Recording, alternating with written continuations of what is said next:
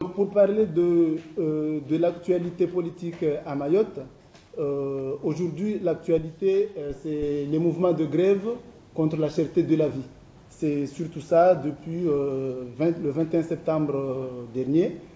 Donc, je vais beaucoup parler de ça, du mouvement de grève.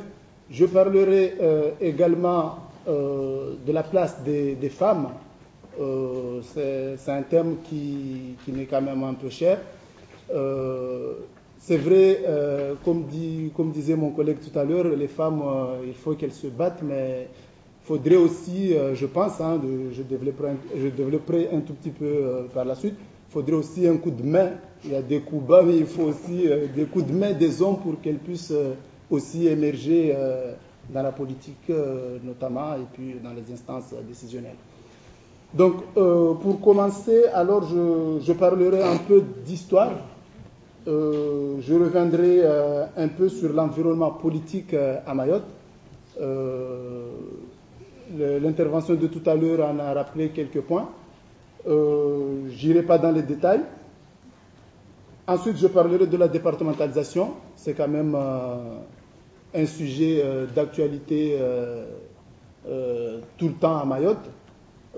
Pour finir sur le mouvement en question, qui est d'ailleurs suspendu actuellement pour combien de temps, on ne sait pas.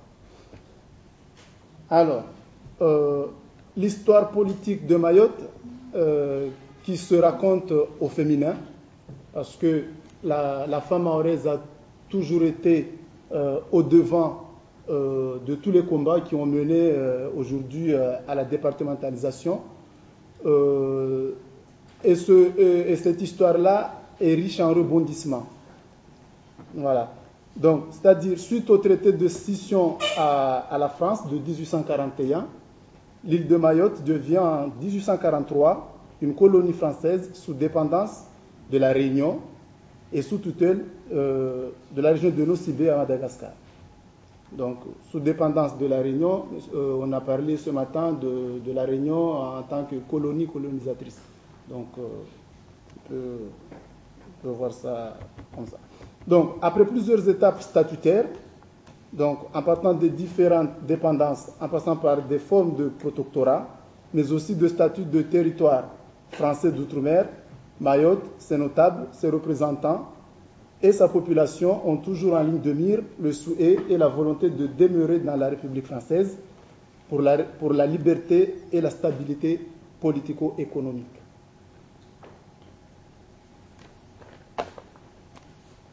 Ensuite, en complément des traités, des lois et des décrets, des ordonnances aussi et des textes réglementaires, une série de référendums qui est orchestrée par la France ont été mises en place. Donc, ainsi, chacune des îles composantes l'archipel des Comores a eu l'occasion de se prononcer librement et démocratiquement sur son avenir institutionnel. On l'a dit tout à l'heure, donc Mayotte a choisi le choix de rester dans la République française et d'ancrer son histoire dans cette République française. Donc, à l'égard de l'histoire singulière de Mayotte, de son ancrage dans la République française et des aspirations des Mahoraises et des Mahorais à transformer notre collectivité de département et région d'outre-mer, donc une spécificité, une première, Mayotte devenu département au 31 mars dernier, va devenir également le premier département région avec une assemblée unique, normalement, de France. Donc l'assemblée, lors d'une réunion pour la consultation de 2009, donc l'assemblée, par son président de l'époque, M. Ahmed Atoumani Douchna, qui est le président sortant, donc avait demandé à l'ensemble des conseillers d'approuver cette proposition. Alors, Dans toutes les évolutions statutaires, la population de Mayotte a été consultée. De surcroît, les nouvelles dispositions de la Constitution, dans son article 72.4, disposent que nul changement de l'un vers l'autre des régimes prévus par les articles 73 et 74 ne peut se faire sans le consentement de la population concernée. Donc, avait rappelé lors de cette réunion M. Duchna. Donc, que de chemin parcouru depuis 1958, c'est-à-dire depuis que les hommes comme Georges Nahouda, Marcel Henry, le président Younoussa Bamana et des figures historiques telles que Mme Zenam Déré, qui a toujours été au front, en première ligne, Mme Bouelim Titi, Mme Zena Neres, qui est l'une des dernières chatueuses, on va revenir sur le terme, à rester en vie et à faire entendre sa voix, même actuellement lors de ces mouvements. Et d'autres ont forgé en quelques générations une véritable conscience collective de la départementalisation de Mayotte. Alors, sans évoquer de manière exhaustive des évolutions politiques institutionnelles engagées et obtenues durant ce laps de temps, permettez-moi, donc, mesdames et messieurs, de rappeler quelques faits et dates majeures que les Mahorais gardent précieusement en leur mémoire, car ce sont là des éléments qui plaident pour l'adoption à l'unanimité. Donc là, je reprends un peu des mots toujours de M. Duchina lors de cette réunion, de la résolution. Donc en 1958, le congrès de Tsunzu a été l'occasion d'évoquer la consultation des Mahorais sur la départementalisation.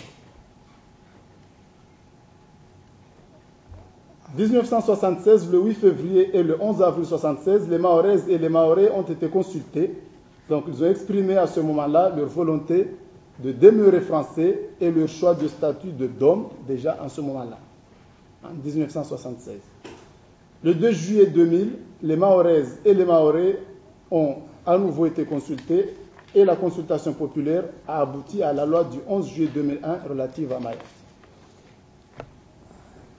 J'ajouterai aussi la lettre de Nicolas Sarkozy aux Mahorais qui date du 14 mars 2007 et qui rappelle que l'ancrage de Mayotte dans la République est désormais inscrit depuis 2003 dans notre Constitution et l'île de Mayotte a naturellement vocation à devenir un département d'outre-mer. Donc la départementalisation est un processus engagé depuis très longtemps.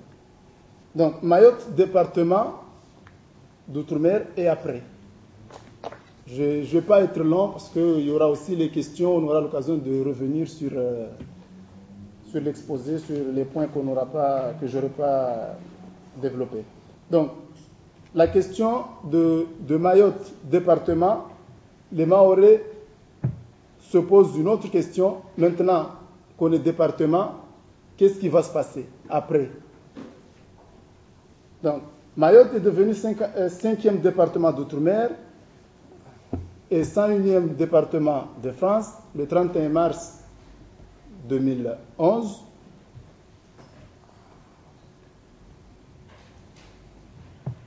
Voilà. Et les conseillers et les parlementaires disaient que c'était l'assurance à l'accession de Mayotte en département, c'était l'assurance d'une plus grande solidarité de la France vis-à-vis de nous, de Mayotte, et de sa population.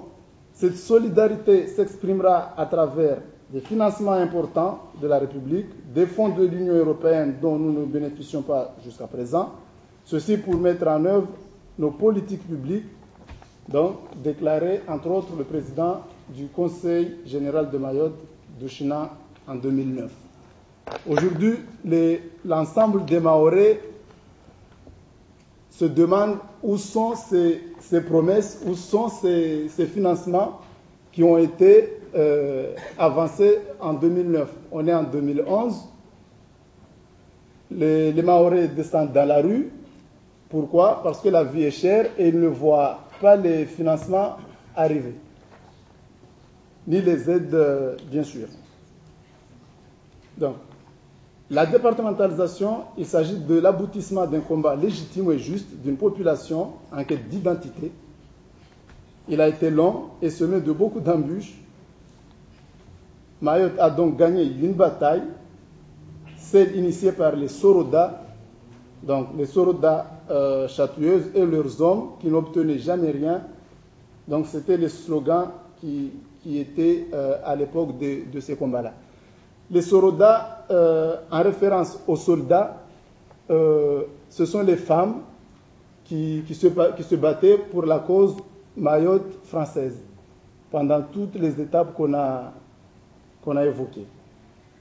Donc menées par les leaders comme Zenamdere, Zenameres et les autres. Ils avaient comme slogan non carivenze, qui veut dire nous n'en voulons pas. Donc Zenamdere avançait souvent ce terme-là, non carivenze, nous n'en voulons pas. Que des mots que traduisait M. Nusa Bamana, qu'on appelle communément Mzé,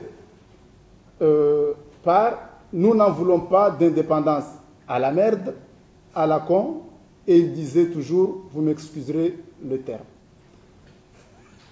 Donc, il y avait aussi, nous voulons être français pour être libres.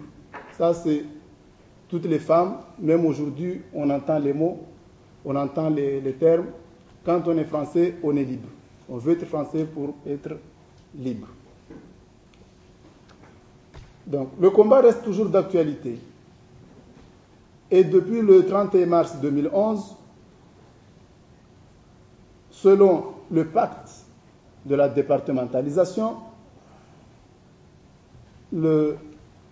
l'arrivée définitive des mesures qui ont été évoquées lors de la réunion par le président Douchna, à savoir les minima sociaux, les taxes pour les collectivités locales qui ont du mal à faire face aux nombreuses charges qu'elles ont à faire face par rapport aux lois de décentralisation de 2004, l'exécutif passant au Conseil général.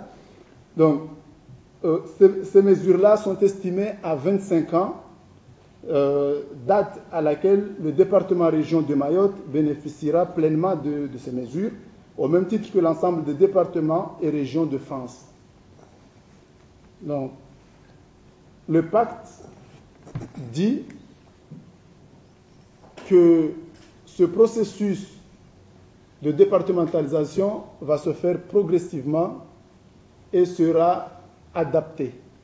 Cette notion d'adaptation, les Mahorais ont toujours du mal à l'admettre. Ils disent souvent tout ce qui arrive à Mayotte est adapté.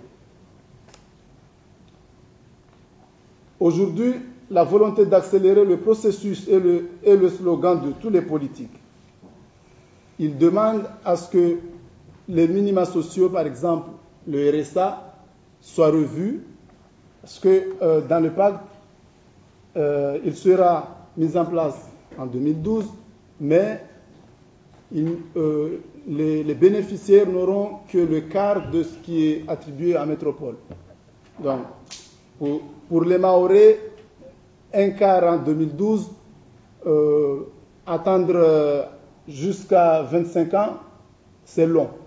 Donc la départementalisation au sens de la population mahoraise tarde à venir. Donc on négocie le pacte. Les partis politiques sont en train de négocier le pacte. Le président actuel du Conseil général, M. Daniel Zaidani, s'était même déplacé en France pour rencontrer le ministère chargé de l'Outre-mer ainsi que le Premier ministre, avec sa majorité, j'en parlerai, qu'il réclame de divers gauche, alors que la majorité du Conseil général précédente était de droite. Douchna est issu de l'UMP.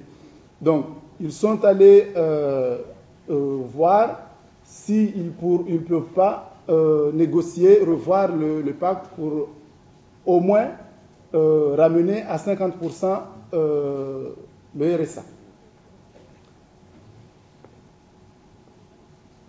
Le pacte envisage également de privilégier la responsabilité, favoriser l'économie de marché et un développement économique fondé sur les atouts propres du territoire et encourager les revenus du travail personnel, préserver l'environnement. Donc, le modèle de départementalisation à Mayotte étant inventé. Donc, d'où le terme adapté. Ils ne veulent pas plaquer à Mayotte des modèles qui correspondent à d'autres époques et d'autres situations.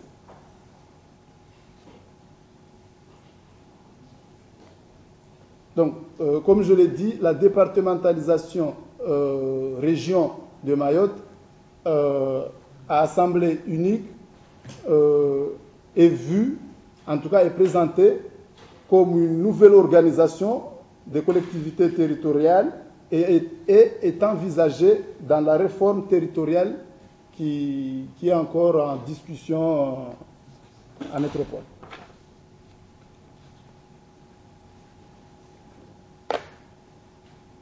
Donc, je vais parler un peu des partis politiques. On en a pas mal parlé au niveau des interventions depuis ce matin. Donc, à Mayotte, les partis politiques sont nés des mouvements de femmes lors des manifestations. Et on voit aujourd'hui qu'on est passé de mouvements, de combats, d'idéologies bien précises à des partis qui n'en sont pas, entre guillemets. C'est-à-dire, on n'a pas de parti politique organisé qui rassemble beaucoup de gens, si ce n'est quelques-uns, et ce sont les partis qui sont des sections des partis existants en métropole, comme l'UMP, le PS. Mais la majorité des partis politiques, souvent, et on voit ça la plupart du temps, dans les élections locales, c'est-à-dire ce sont des alliances, ce sont des partis qui sont créés pour les occasions électorales, pour des raisons diverses et variées. On a les dissidents aussi. Donc les partis se créent par occasion.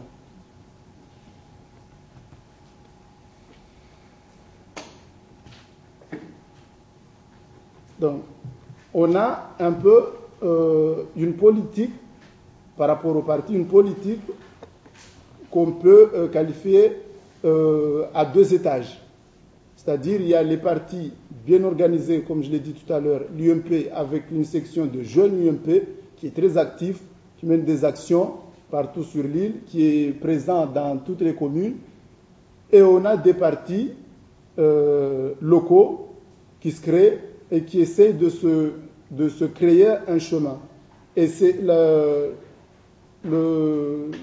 paradoxe, si on peut dire ça, c'est que ces partis-là qui naissent comme ça, occasionnellement, sont populaires et gagnent souvent les élections locales. Et quand ils arrivent aux élections à la présidence du Conseil général, par exemple, on ne les voit plus, sont obligés de se rallier aux partis nationaux pour pouvoir exister. Donc, voilà. Donc, pour revenir aux partis, on a les deux partis les plus anciens qui servent de base aux autres.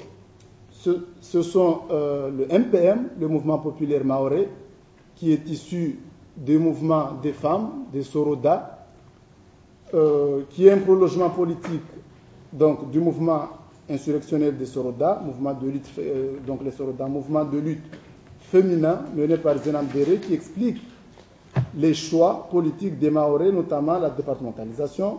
L'arrivée de Zenam Dere en 1966 accélère les choses, parce que Zenam Dere, avant, était parti à Madagascar, donc pour des études. En tout cas, elle n'était pas sur le territoire. À son arrivée en 1966, les Soroda ont eu un leader qui est toujours devant à l'occasion des mouvements pour les mener. Le 2 août 1966, la révolte se structure sur les bases d'un parti politique donc, qui sont jetés, le MPM, Mouvement populaire mahorais, qui reprend les thèmes de la lutte. Ensuite, parlant un peu de religion, le serment de fidélité dans la mosquée à Sada, qui consacre la création du mouvement, et les principaux leaders, en plus de Zenam Dere et de Chatieux, donc les leaders Marcel Henry, Zoubeir Dinani, Abdallah Oumadi et Younoussa Bamana prêtent serment pour la vie à la cause séparatiste mahoraise et au maintien de l'île dans la République française. Donc, on est passé par la religion, on a prêté serment qu'on restera MPM à vie pour défendre cette cause de Mayotte française. Voilà. Qui est né, bien sûr, le MPM est né d'un simple mouvement, entre guillemets, un simple mouvement de femmes, de Soroda, qui se battaient pour une cause légitime, on peut dire.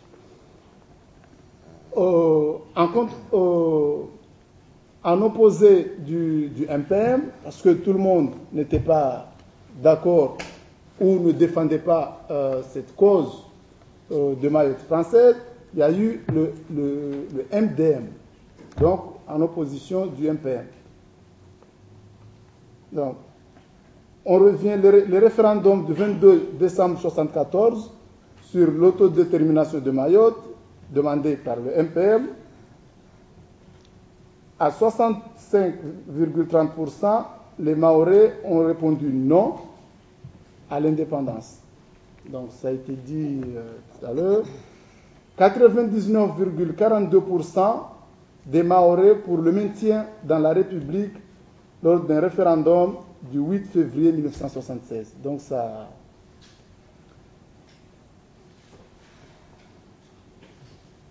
Voilà. Donc, pour les partis politiques, j'aimerais rajouter que tous les partis qui se créent font toujours référence à ces deux-là. MDM ou MPM, les bases.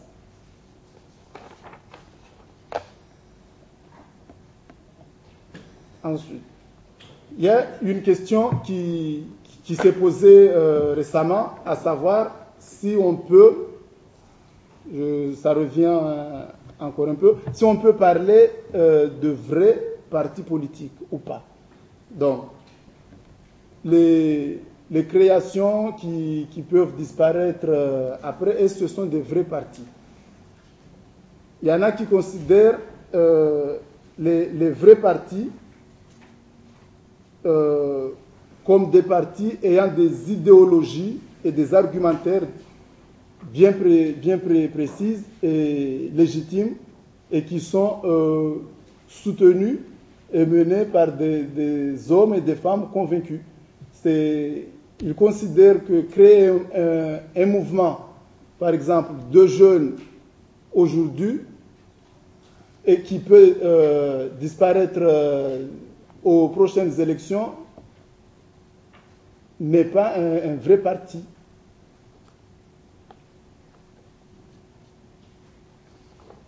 Ensuite, j'attaque la partie sur le mouvement contre la cherté de la vie, qui a commencé au 21 septembre 2011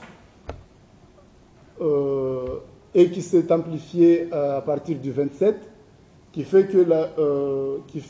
que l'île de Mayotte a été paralysée pendant un bon moment et qui est aujourd'hui suspendue et qu'on entend qu'il serait possible que ça reprenne très prochainement, peut-être la semaine prochaine. Donc, on ne peut pas dire que les élus locaux et les représentants de l'État aient vraiment aidé à l'apaisement du conflit.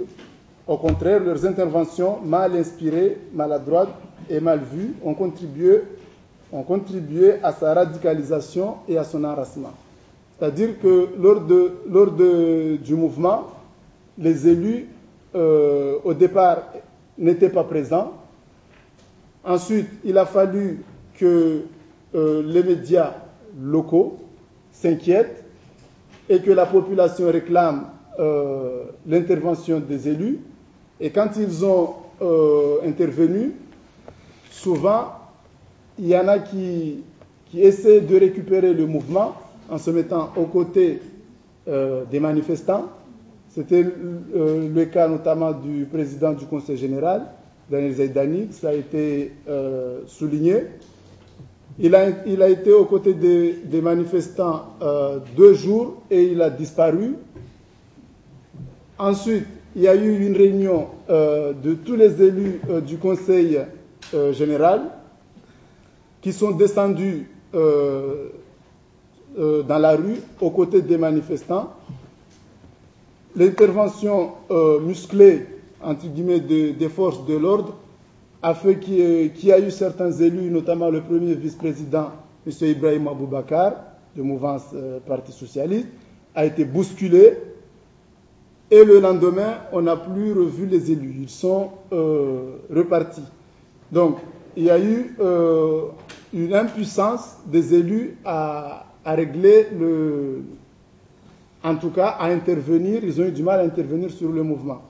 Le journal Upanga, qui veut dire coupe-coupe en maoré, il y a un journal un peu de l'ordre de Canard enchaîné, parlait beaucoup de cette intervention du président du Conseil général en disant qu'il ne savait pas ce qu'il fallait faire. C'est-à-dire que la population et que l'État aussi attendait à ce que le Conseil général, par son président, soit un intermédiaire, soit au centre, parce que le conflit, en gros, opposait la population, la grande surface, et puis l'État qui était là en tant qu'arbitre. En tout cas, c'est ce qu'il disait, en tant qu'arbitre, pour essayer de mener les négociations à ce qu'on arrive à un consensus. Donc, le Conseil général, comme estimait le journal Upanga, devait être aux côtés de l'État en tant qu'arbitre, en tout cas intermédiaire, et ne pas aller sur le front. Et le président Zaidani lui expliquait son geste et celui des autres conseillers par le fait qu'ils sont citoyens mahorais, donc des consommateurs, et qu'ils avaient toute légitimité à être aux côtés de leurs compatriotes pour cette cause-là. Donc, pour ce mouvement, il y a eu des incidents. Après 44 jours, on a recensé un œil qui est cassé par tir de flashball. Donc le jeune Nassur, qui était d'ailleurs venu à la Réunion pour se faire soigner, donc il se trouvait apparemment sur la plage. Il y a eu le décès d'un jeune père de famille de 6 enfants, donc Elanziz, qui a fait un grand bruit sur le territoire, mais aussi au niveau national. Donc le conflit a été à un moment dur et la population attendait une solution de l'État pour sortir de la crise. Concernant l'intervention de l'État, il y a eu le passage. Il y a eu d'abord le préfet, Denis de Gosse, le préfet de Gosse, qui lui n'a pas réussi après plusieurs rencontres des protagonistes, n'a pas réussi à mettre d'accord les partenaires. notamment l'intersyndicale qui, lui, sa spécialité, c'est de se baser sur l'avis de ce qu'ils appellent la base, c'est-à-dire la population, pour toute décision à prendre. À chaque fois qu'ils vont discuter ou négocier avec la grande surface, ils réunissent d'abord la base, la population, à la place de la République, à Mamoudzou, pour leur faire part de ce qui va être discuté, et ils reviennent pour leur exposer ce qu'il a été négocié, pour que la base dise c'est bon, vous pouvez signer pour une sortie de crise ou pas. Donc, ça n'a jamais été le cas parce que dans la population, il y en a une grande majorité qui est au chômage ou parce que le conflit a beaucoup duré, il y en a qui sont menacés de perdre leur emploi ou qui l'ont déjà perdu. Donc, eux, ils veulent aller jusqu'au bout. Le problème, c'est quoi? C'est que l'intersyndicale a 11 articles, 11 produits de première nécessité qu'il réclame la baisse des prix. Sur ces 11, il y en a 8 auxquels on a eu un consensus sur la baisse, et il y en a 3 qui ne sont pas les moindres. C'est le gaz, les mabawa, les ailes de poulet et les cuisses. Il y a aussi la viande. Donc, surtout la viande, qui est autour de 52 et quelques euros. Donc, l'intersyndicale campe sur sa position issue de la base à ce que la baisse soit bien significative et qu'elle soit indéterminée. Alors que les négociations qui ont eu lieu, il y a eu certes, en tout cas les dernières, il y a eu certes des baisses, mais ils ont une durée bien limitée, en l'occurrence 6 mois. Donc pour ce mouvement, je m'arrête là. En tout cas, les élus sont reçus aujourd'hui même par la ministre chargée de l'Outre-mer pour trouver une solution. Je finis par la place des femmes. La place des femmes aujourd'hui. Donc, le combat des femmes débouche sur la création, donc ça c'est déjà dit. Alors, la loi sur la parité de 2001 a fait que les femmes sont représentées sur les listes électorales. Donc, c'est un fait à souligner. Le problème, c'est qu'à la sortie, il n'y en a pas beaucoup qui sont élus. Elles sont sur la liste à moitié, mais il n'y a pas d'élus. Donc, aujourd'hui, Mayotte compte 2 femmes maires et une conseillère générale qui est également vice-présidente du conseil général. Donc, c'est à souligner parce qu'il y a peu de temps, en 2001 par exemple, il n'y en avait aucune. Donc, ça date de 2008. Donc, c'est à encourager et en tout cas à suivre. Voilà. Donc je m'arrête un peu là pour voir par rapport aux questions.